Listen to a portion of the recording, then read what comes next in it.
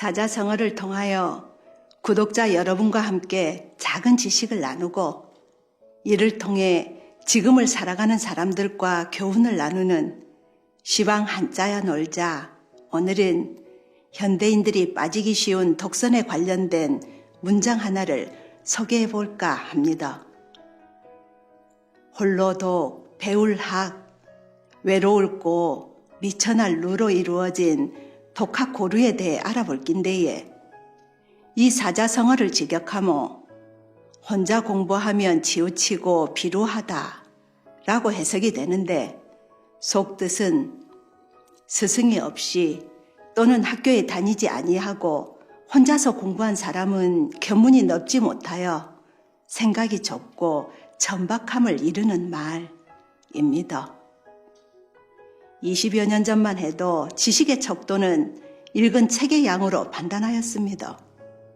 하지만 고속 인터넷이 상용화되고 2011년 스마트폰이 대중화되면서 정보 검색의 속도와 키워드 선정이 지식의 척도가 되었습니다. 지금도 사람들은 궁금한 것이 있으며 습관적으로 스마트폰을 꺼내드는 모습을 주위에서 흔하게 보고 있지에.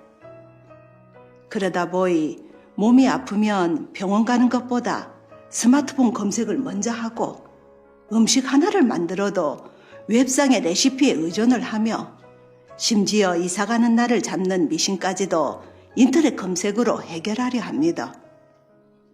어떻게 보면 스마트폰이 삶의 만능 열쇠가 된 세상을 우리가 살고 있습니다. 이렇게 편리함이 지식의 영역을 지배하는 세상을 살면서 한편으로는 섬뜩함을 느끼기도 합니다. 마치 군것질을 하듯 손쉽고 편하게 지식을 습득하는 것에 익숙해지다 보니 사람들은 지식의 깊이에 대해 소중함이 퇴색되어 가고 점점 지식의 무게가 가벼워져 가고 있음을 간과하게 됩니다. 손만 뻗으면 얻어지는 정보의 홍수 속에서 비판 없는 습득이 가져오는 배는 현대인에게 또 다른 죽음에 이르는 병이 아닐까 합니다. 우리는 곧잘 자신이 알고 있는 지식에 대해 다른 견해를 가지고 있는 사람과 논쟁을 벌이곤 합니다. 내가 검색해 봤는데 그건 이렇다고 나오던데 이 방식이 맞다 카더만 이런 게 잘못되었다 카네. 이렇게 자신의 주관은 실종된 채 뭐뭐라던데로 자신의 주장을 대신하고 있습니다. 요즘 사람들 표현 중에 가장 흔한 표현은 아마 맛있는 것 같아요, 예쁜 것 같아요, 멋있는 것 같아요, 재밌는 것 같아요 등등 자신의 감정조차도 확신하지 못하는 표현이 횡행하고 있는데 이게 생각이 없는 지식 주워 담기의 폐해가 아닌가 싶습니다.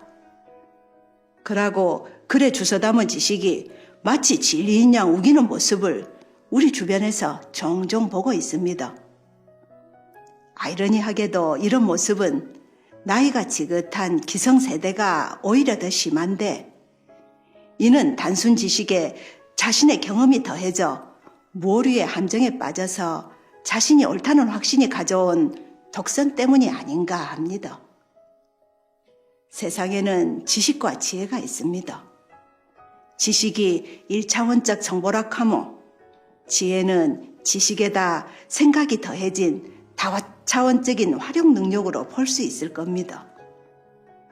그래서 이런 지혜의 양성을 위해서 사람들한테 책 읽기를 권하고 있습니다. 책을 읽다 보면 활자 뒤에 숨겨진 속뜻을 생각하게 되고 단어 앞뒤 행간에 묻힌 의미를 찾게 됩니다. 그래서 책을 읽는다는 행위 안에는 단편적인 지식의 습득을 넘어 인생의 철학과 교훈이 담긴 삶의 지혜를 얻게 되지에. 얘기에 혼자 배워 친구가 없으면 치우치고 비루하여 들은 것이 적게 된다 라는 말에서 오늘 알아본 독학 고루가 나왔습니다. 즉 스승이나 친구와 어울리지 않으면 견문이 넓어질 수가 없는 것이다. 라는 말입니다.